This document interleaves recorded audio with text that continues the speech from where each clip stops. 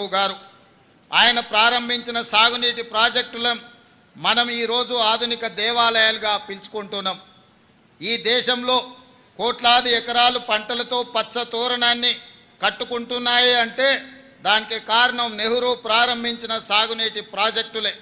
మన రాష్ట్రంలో నాగార్జున సాగర్, శ్రీశైలం, బాక్రానంగల్, శ్రీరామ్ సాగర్ లాంటి ప్రాజెక్టులు నెహ్రూ ప్రారంభిస్తే ఆ తర్వాత వాటిని పూర్తి చేసి కోట్లాది మంది రైతుల పొలాలకు సాగు జలాల పారించిన గొప్ప చరిత్ర స్వర్గీయ శ్రీమతి ఇందిరాగాంధీకి దక్కుతుంది.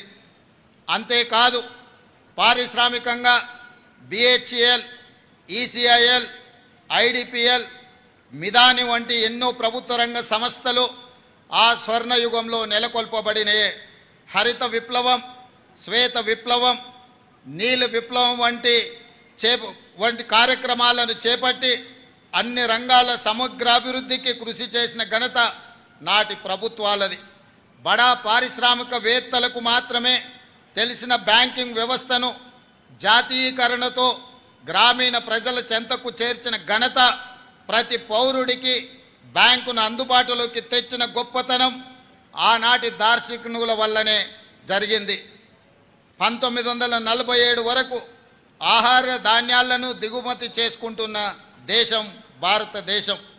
ఈనాడు ప్రపంచంలో ఆహార ధాన్యాలను అత్యధికంగా ఉత్పత్తి చేస్తున్న దేశాలలో ఒకటిగా ఎదగడానికి కారణం స్వర్గీయ లాల్ బహదూర్ శాస్త్రి, ఇందిరాగాంధీ ప్రవేశపెట్టిన హరిత విప్లవమే.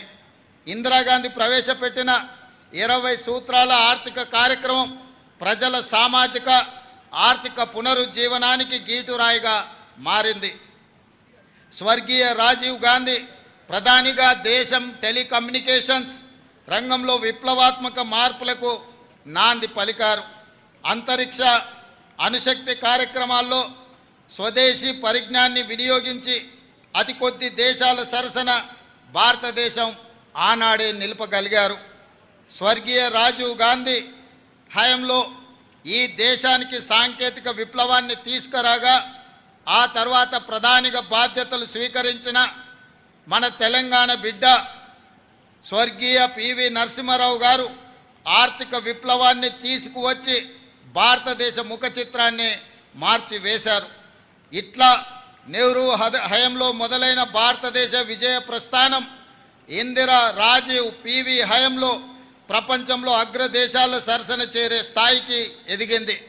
స్వతంత్రం సాధనతో పాటు కాంగ్రెస్ ఈ దేశానికి అందించిన సేవలకు ఇవి కొన్ని ఉదాహరణలు మాత్రమే. నేటి ప్రజలు, ఈ తరం యువకులు ఈ వాస్తవాలను గ్రహించవలసిన అవసరము ఉంది. ఈ దేశ ప్రజలకు ఇచ్చిన ప్రతి మాటను నిలబెట్టుకున్న చరిత్ర కాంగ్రెస్ ప్రభుత్వాలది. భక్తి శ్రద్ధలతో ఈ దేశాన్ని పాలించిన చరిత్ర మనది. తెలంగాణ